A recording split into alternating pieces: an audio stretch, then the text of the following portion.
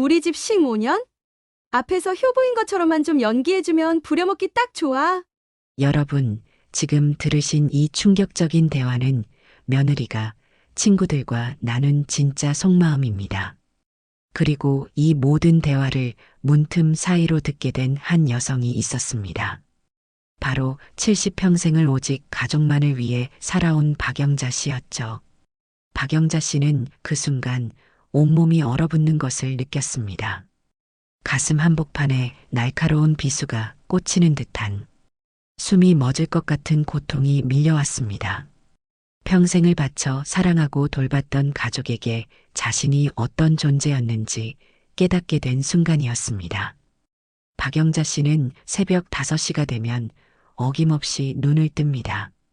시계 알람이 울리기도 전에 몸이 저절로 일어나는 것이죠. 70년이 넘는 세월 동안 가족을 위해 살아온 습관이 몸에 배어 있었습니다. 경상북도 시골에서 상경에 20살에 결혼한 후 남편을 일찍 떠나보내고 홀로 아들 준호를 키워낸 그녀였습니다. 지금은 아들 준호와 며느리 은주 그리고 7살 손녀 소영이와 함께 서울의 아파트에서 살고 있습니다. 매일 아침 가족들이 일어나기 전에 정성스럽게 아침상을 차리고 손녀의 도시락을 싸주며 온 집안을 정리정돈하는 것이 그녀의 일상이었죠. 할머니, 오늘 소영이 학교 준비물 챙겨주세요. 며느리 은주의 목소리가 들려옵니다. 은주는 강남에서 네일샵을 운영하며 바쁜 일상을 보내고 있었고 아들 준호는 대기업에 다니며 야근이 잦았습니다. 자연스럽게 집안일과 손녀 돌봄은 모두 영자 씨의 몫이 되었죠. 네, 걱정 마세요. 제가 다 챙겨드릴게요. 영자 씨는 언제나 이렇게 대답했습니다. 가족을 위한 일이라면 무엇이든 기꺼이 해내는 것이 당연하다고 생각했으니까요. 그런데 어느 날 평범했던 일상에 균열이 생기기 시작했습니다. 은주가 부엌에서 친구와 통화를 하다가 급히 화장실로 향하면서 휴대폰을 식탁 위에 놓고 간 것입니다. 그때 전화가 걸려왔습니다. 영자 씨는 며느리를 불러주려고 휴대폰을 들었는데 화면에 나타난 발신자 이름을 보고 순간 숨이 멎는 듯 했습니다. 그곳에는 식모년이라고 적혀 있었습니다. 자신의 이름 대신에 말이죠. 손이 떨렸습니다. 뭔가 잘못 본 것일까요?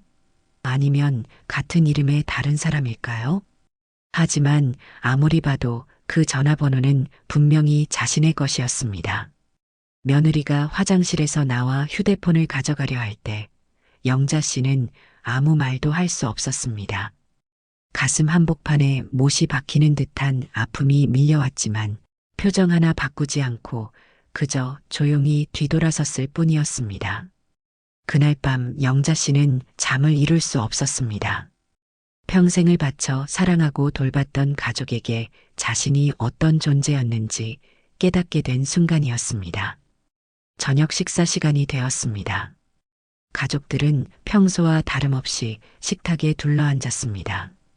은주는 오늘 있었던 네일샵 이야기를 하고 준호는 회사 업무에 대해 이야기했습니다.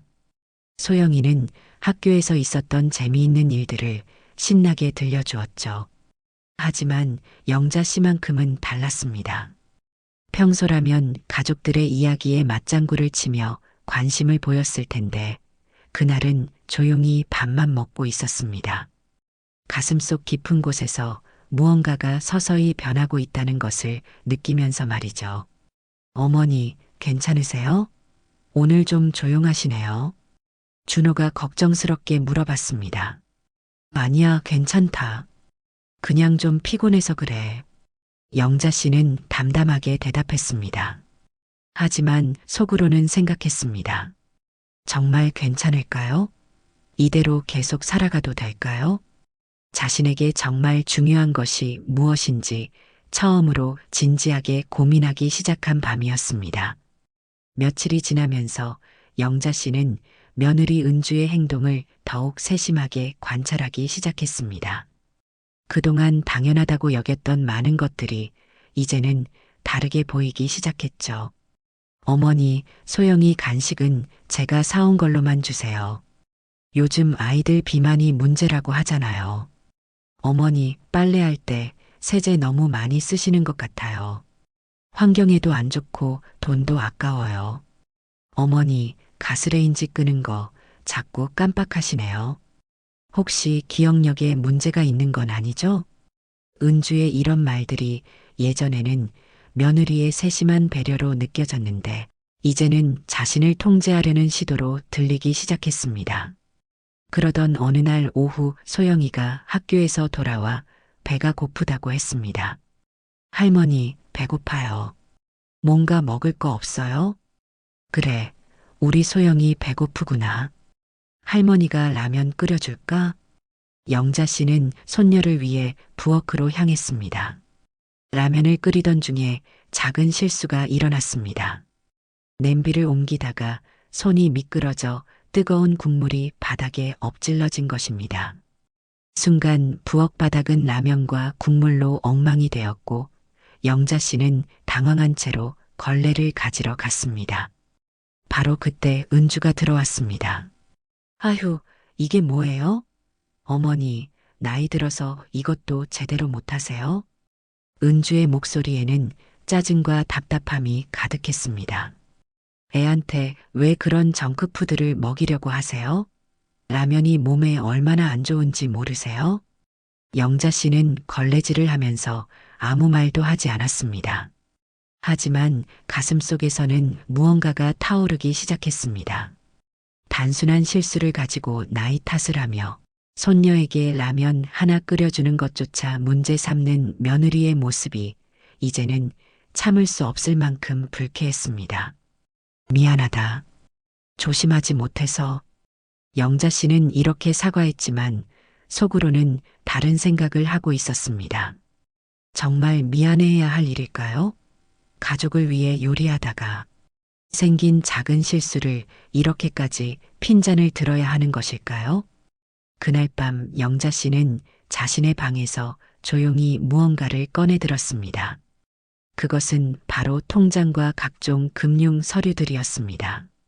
남편이 돌아가신 후 받은 보험금, 평생 모아온 적금, 그리고 무엇보다 현재 살고 있는 이 아파트의 등기부등본까지 말이죠.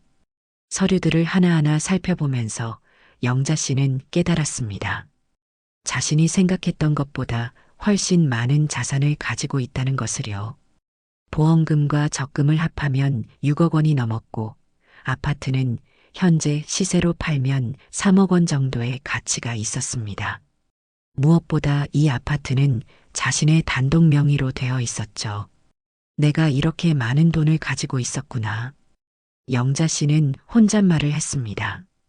그동안 가족들은 자신을 경제적으로 부양해야 할 부담스러운 존재로 여겼는지도 모릅니다. 하지만 실상은 정반대였던 것이죠. 그날 밤부터 영자 씨는 조용히 계획을 세우기 시작했습니다. 더 이상 누구의 눈치도 보지 않고 누구에게도 무시당하지 않으며 살 수 있는 방법을 말이죠. 가슴 깊은 곳에서 오랫동안 잠들어 있던 자존심이 천천히 고개를 들기 시작했습니다. 그 다음 날부터 영자 씨의 일상에는 미묘한 변화가 생겼습니다. 겉으로는 평소와 다름없이 가사일을 하고 손녀를 돌봤지만 속으로는 치밀한 계획을 세우고 있었습니다. 며칠 후 영자 씨는 가족들이 모두 나간 사이에 은행을 방문했습니다. 담당 직원과 마주 앉아 자신의 전체 자산을 정확히 파악하는 시간을 가졌죠. 어머님, 현재 보유하고 계신 예금과 적금을 모두 합치면 약 6억 2천만 원 정도 됩니다.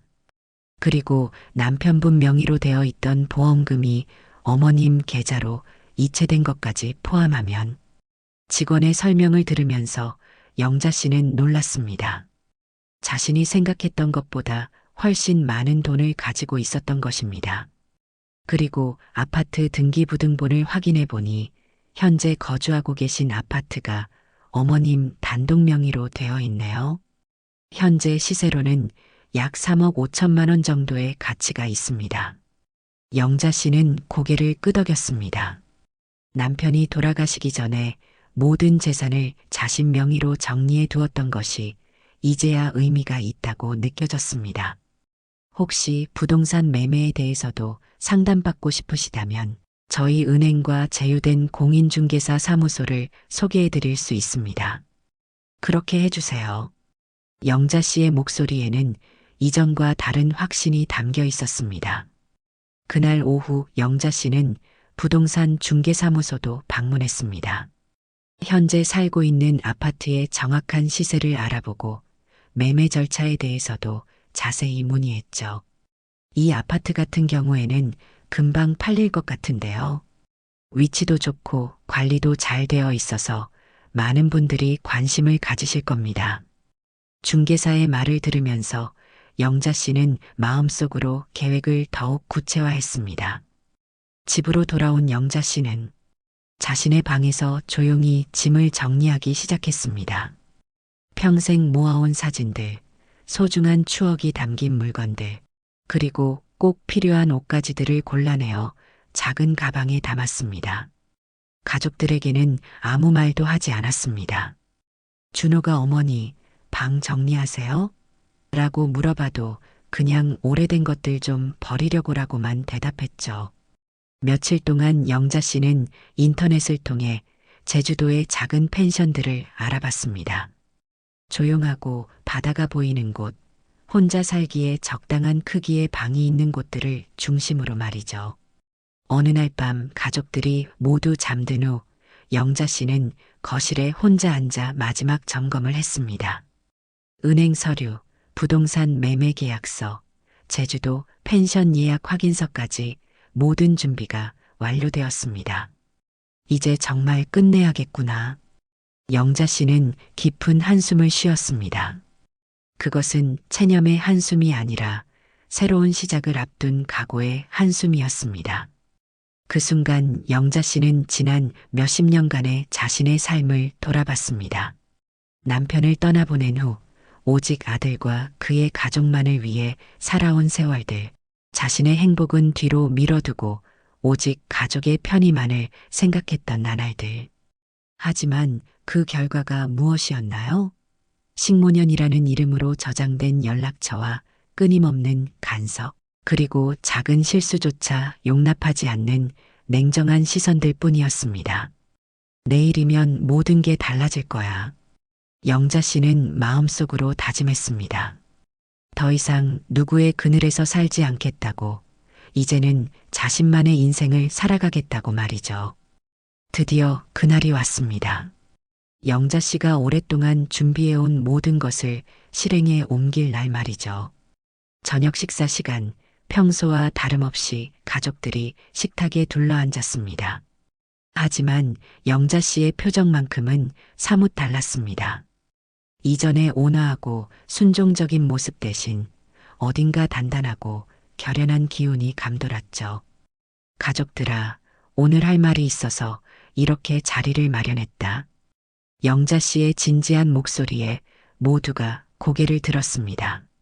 준호는 젓가락을 놓고 어머니를 바라봤고 은주는 뭔가 이상한 기운을 느꼈는지 경계하는 표정을 지었습니다. 은주야.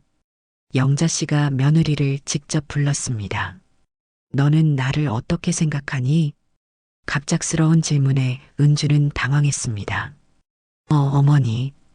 갑자기 왜 그런 말씀을? 솔직하게 대답해봐. 나를 어떻게 생각하는지. 영자 씨의 목소리에는 이전과 다른 강인함이 있었습니다. 저는 어머니를 정말 존경하고. 거짓말하지 마. 영자 씨는 주머니에서 은주의 휴대폰을 꺼내 들었습니다. 며느리가 화장실에 간 사이에 가져온 것이었죠. 이걸 한번 봐. 화면에는 식모년이라고 저장된 연락처가 선명하게 보였습니다. 이게 뭐냐? 은주의 얼굴이 순식간에 하얗게 변했습니다. 어머니, 그건 친구들과의 단체 채팅방도 봤다. 나에 대해 어떻게 이야기했는지 다 봤어. 영자 씨는 차분하지만 냉정한 목소리로 말했습니다. 치매 걸린 시어머니, 고집 센 할망구, 꼰대. 이런 말들로 나를 표현했더구나. 준호가 급히 끼어들었습니다. 어머니, 이게 도대체 무슨... 준호야, 너도 알고 있었니? 내 아내가 나를 어떻게 생각하는지. 준호는 아무 말도 할 수 없었습니다. 어머니의 분노가 정당하다는 것을 알고 있었기 때문이죠. 어머니, 정말 몰랐어요. 은주가 그런 식으로... 몰랐다고? 내 아내가 나한테 어떻게 구는지 정말 몰랐니? 영자 씨의 목소리가 점점 높아졌습니다. 라면 하나 끓여주려다가 실수했을 때 뭐라고 했는지 기억하냐? 나이 들어서 이것도 못한다고 했어. 내가 치매에 걸렸다고 소문도 냈고. 은주가 떨리는 목소리로 변명을 시도했습니다. 어머니, 정말 죄송해요. 그냥 친구들끼리 스트레스 받을 때 하는 말이었어요. 친구들끼리 하는 말이라고? 영자 씨는 차가운 웃음을 지었습니다. 그럼 이것도 친구들끼리 하는 말이냐? 영자 씨는 또 다른 서리를 꺼내 들었습니다.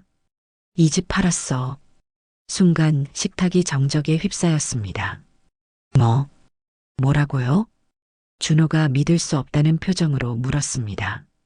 이 아파트 팔았다고 했어. 다음 주에 이사 나가야 해. 어머니, 그게 무슨 소리예요? 이 집이 어머니 명의라고 해서 저희와 상의도 없이. 상해? 내가 왜 너희와 상의를 해야 하지? 영자 씨는 단호하게 말했습니다. 이 집은 내 돈으로 산 내 집이야. 내가 팔든 말든 그건 내 마음이지. 하지만 어머니, 소영이는 어떡해요? 애가 갑자기 이사를 하면. 그건 너희가 알아서 해. 나는 이제 너희와 함께 살지 않을 거야. 영자 씨는 가방을 들고 일어섰습니다. 어머니, 어디 가시려고요? 제주도로 갈 거야. 거기서 혼자 살 거야. 소영이가 울음을 터뜨렸습니다. 할머니, 저도 데려가 주세요. 할머니 없으면 안 돼요. 영자 씨의 마음이 잠시 흔들렸지만 곧 다시 마음을 다잡았습니다. 소영아, 할머니는 이제 할머니만의 인생을 살아야 해. 너희도 할머니 없이 잘 살 수 있을 거야. 어머니, 제발이요. 혈육인데 이럴 수는 없잖아요. 준호가 간절히 말했습니다. 혈육이라고? 그래서 더 실망이야. 영자 씨는 마지막으로 가족들을 둘러봤습니다. 앞으로는 연락하지 마. 나는 이제 너희 엄마도 시어머니도 아니야. 그냥 박영자라는 사람으로 살 거야. 그렇게 말하고 영자 씨는 집을 나섰습니다. 뒤에서 들려오는 소영이의 울음소리와 가족들의 부르는 소리를 뒤로 한 채 말이죠. 며칠 후 영자 씨는 제주도에 도착했습니다. 공항에서 택시를 타고 미리 예약해둔 작은 펜션에 도착했을 때 그녀의 마음은 복잡했습니다. 설렘과 두려움 그리고 해방감이 뒤섞인 감정이었죠. 어서 오세요. 박영자님 맞으시죠? 펜션 주인이 나와 맞아주었습니다. 70대 중반쯤 되어 보이는 남성이었는데 온화한 인상에 따뜻한 미소를 지었습니다. 네, 맞습니다. 앞으로 잘 부탁드려요. 저는 김정수라고 합니다. 이곳에서 작은 펜션을 운영하고 있어요. 혹시 가족분들은 언제 오시나요? 아니요, 저 혼자예요. 영자 씨의 대답에 김 사장의 표정이 약간 의외라는 듯 했지만 더 이상 묻지는 않았습니다. 방에 짐을 풀고 창문을 열자 제주의 푸른 바다가 눈앞에 펼쳐졌습니다. 서울의 답답한 아파트에서는 볼 수 없었던 광활한 자연이 영자 씨를 맞이했습니다. 정말 아름답구나. 영자 씨는 혼잣말을 했습니다. 언제 마지막으로 이렇게 아름다운 풍경을 혼자서 감상해 봤는지 기억도 나지 않았습니다. 항상 누군가를 돌보고 누군가의 시중을 들르라 바빴던 지난 세월들이 새삼 아쉽게 느껴졌죠. 그날 밤 영자 씨는 서울에서 가져온 휴대폰을 꺼내 들었습니다. 준호에게서 온 수십 통의 부재중 전화와 문자 메시지들이 화면을 가득 채우고 있었습니다. 어머니, 제발 연락 주세요. 어머니, 저희가 잘못했어요. 돌아와 주세요. 소영이가 계속 울고 있어요. 할머니 보고 싶다고. 메시지들을 읽으면서 영자 씨의 마음이 흔들렸습니다. 특히 손녀 소영이 이야기가 나올 때마다 가슴이 아팠죠. 하지만 그녀는 휴대폰을 서랍에 넣어두었습니다. 지금 돌아간다면 아무것도 변하지 않을 것이라는 걸 알고 있었기 때문입니다. 그날 저녁 영자 씨는 펜션 근처 해변을 혼자 걸었습니다. 해가 지면서 하늘이 붉게 물들고 파도 소리가 귓가에 울려 퍼졌습니다. 바다를 바라보며 서 있는데 눈물이 흘러내렸습니다. 하지만 그 눈물은 슬픔의 눈물이 아니었습니다. 오히려 해방감과 안도감에서 나오는 눈물이었죠. 이제 정말 자유로워졌구나. 영자 씨는 깊은 숨을 들이마셨습니다. 바닷바람이 폐 깊숙이 스며들면서 지난 몇십 년간 쌓였던 답답함이 조금씩 사라지는 것 같았습니다. 그날 밤부터 영자 씨의 새로운 일상이 시작되었습니다. 아무도 깨우지 않아도 되고 아무의 눈치도 보지 않아도 되는 온전히 자신만의 시간이었습니다. 한편 서울에서는 영자 씨가 떠난 후 준호 가족의 삶이 급격히 변하고 있었습니다. 우선 경제적인 문제가 심각해졌습니다. 살던 아파트를 팔아야 하는 상황에서 당장 새로운 집을 구해야 했는데 준호의 월급만으로는 서울 시내에 괜찮은 집을 구하기가 어려웠습니다. 여보, 이런 반지하 말고 다른 데는 없을까요? 은주가 불만을 표했지만 현실적으로 선택의 여지가 많지 않았습니다. 일단 급한 대로 여기라도 들어가자. 나중에 형편이 나아지면 이사하고. 준호는 이렇게 말했지만 속으로는 막막함을 감출 수 없었습니다. 어머니가 해주시던 모든 일들을 이제 자신들이 해야 한다는 것도 큰 부담이었죠. 무엇보다 소영이 돌봄이 가장 큰 문제였습니다.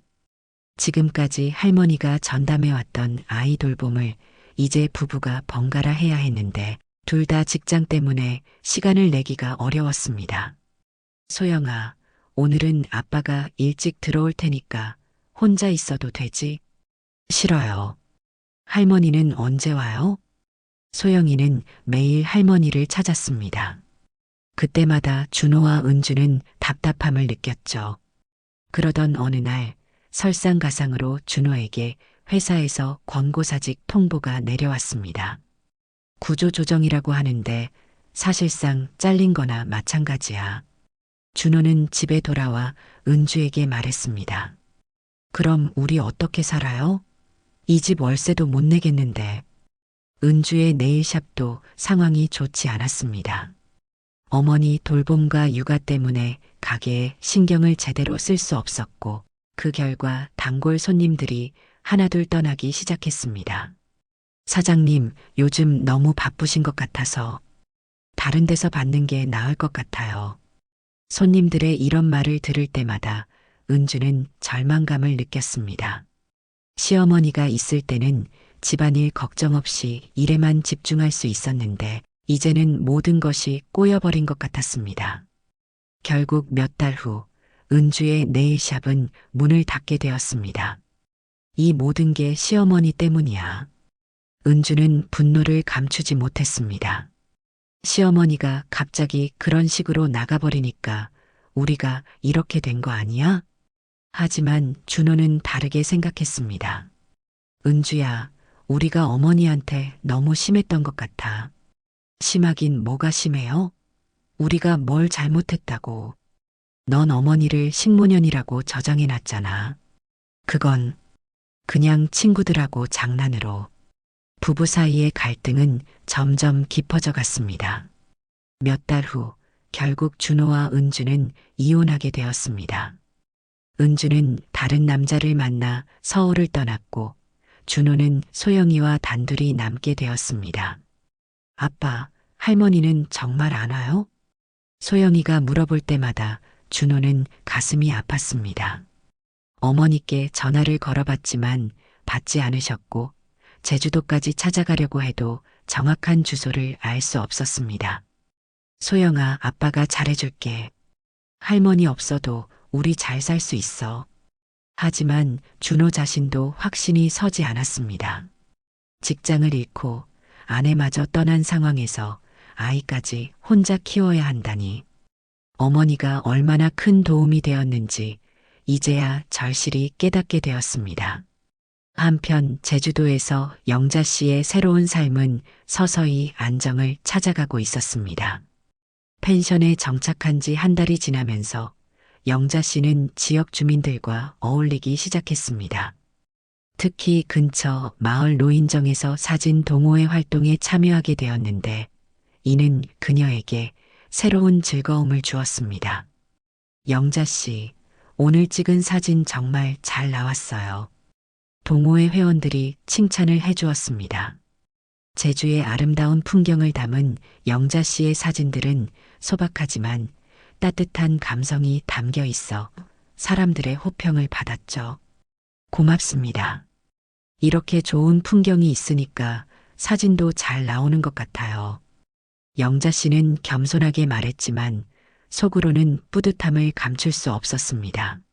누군가에게 인정받는다는 것이 이렇게 기분 좋은 일인지 새삼 깨닫게 되었습니다. 펜션 주인 김정수 씨와도 점차 가까워졌습니다. 어느 날 저녁 둘이 펜션 앞 테라스에서 차를 마시며 이야기를 나누게 되었죠. 영자 씨도 자식들 때문에 힘들어서 여기 오신 거죠? 김정수 씨가 조심스럽게 물었습니다. 어떻게 아셨어요? 저도 비슷한 경험이 있어서요. 자식들한테는 경제적 부담만 되는 존재로 여겨지더라고요. 김정수 씨는 자신의 이야기를 들려주었습니다. 그도 자식들에게 무시당하고 소외감을 느껴 제주도로 온 케이스였습니다.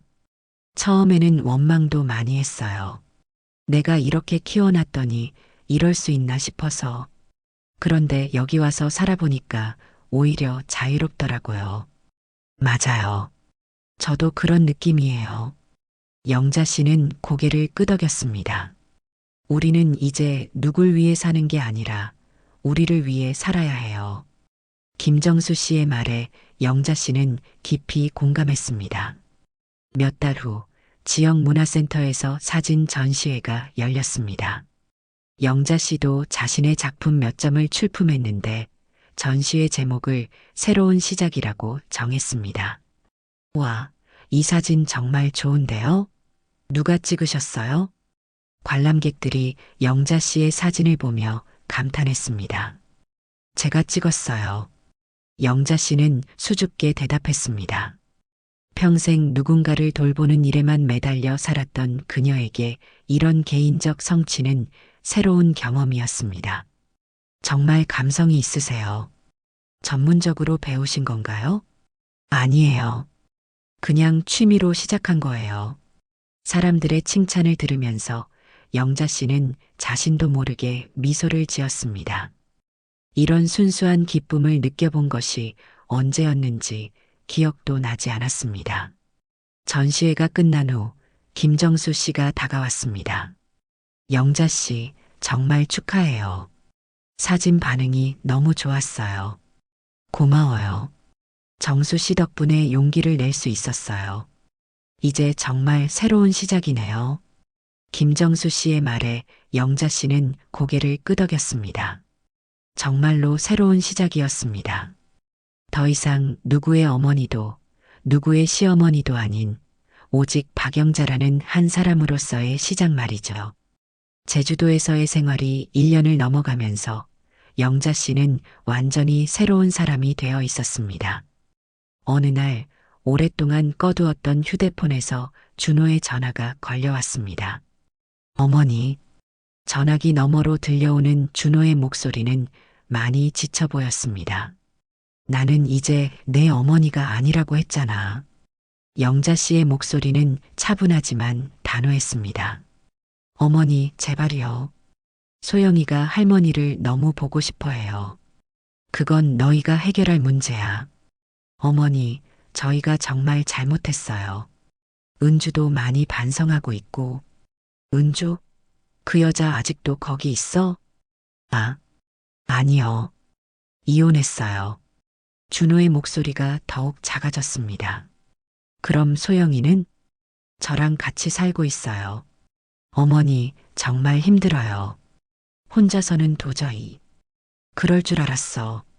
영자 씨는 냉정하게 말했습니다. 어머니가 계셨을 때는 몰랐지? 내가 얼마나 많은 일을 했는지. 정말 죄송해요. 이제야 알겠어요. 이제 와서 알아봤자 뭐해? 이미 늦었어. 어머니, 그래도 혈육인데. 혈육이라는 걸 왜 진작에 생각하지 못했니? 영자 씨는 한숨을 쉬었습니다. 준호야, 나는 이제 나를 위해 살 거야. 너희 없이도 잘 살고 있어. 어머니, 앞으로는 연락하지 마. 나는 이제 누구의 엄마도, 누구의 식모도 아니야. 나는 박영자라는 사람이야. 그렇게 말하고 영자 씨는 전화를 끊었습니다. 몇 달 후, 준호는 새로운 직장을 구했고, 소영이도 새 환경에 조금씩 적응해 가고 있었습니다. 하지만 여전히 할머니를 그리워했죠. 어느 날 영자 씨에게 문자 한 통이 왔습니다. 준호의 동생에게서 온 것이었습니다. 누나, 형이 이제야 어머님이 어떤 분인지 알겠다고 하더라고요. 정말 죄송합니다. 영자 씨는 문자를 읽고 잠시 생각에 잠겼습니다. 하지만 마음을 바꾸지는 않았습니다. 그날 오후 영자 씨는 제주 해변을 따라 걸었습니다. 파도 소리를 들으며 지난 일들을 되돌아봤죠. 후회는 없었습니다. 오히려 이런 결정을 내린 자신이 자랑스러웠습니다. 내가 정말 잘한 일이야. 영자 씨는 혼잣말을 했습니다. 저녁에는 단골 카페에서 일기를 썼습니다. 제주도에 온 후 시작한 새로운 습관이었죠. 오늘도 좋은 하루였다. 사진 동호회에서 새로운 친구도 만났고 김정수 씨와도 즐거운 대화를 나눴다. 무엇보다 아무에게도 눈치 보지 않고 내가 하고 싶은 대로 하루를 보낼 수 있어서 행복했다. 일기를 쓰면서 영자 씨는 미소를 지었습니다. 나는 이제 정말 자유로운 사람이야. 박영자라는 이름으로 당당하게 살아가는 사람. 창밖으로 제주의 밤바다가 보였습니다. 파도 소리가 영자 씨의 새로운 인생을 축복하는 것 같았습니다. 그렇게 영자 씨는 더 이상 누구의 그림자가 아닌 온전한 자기 자신으로서의 삶을 살아가기 시작했습니다. 가족에 대한 미련은 없었습니다. 이제 그녀에게는 자신만의 꿈과 희망, 그리고 진정한 자유가 있었으니까요.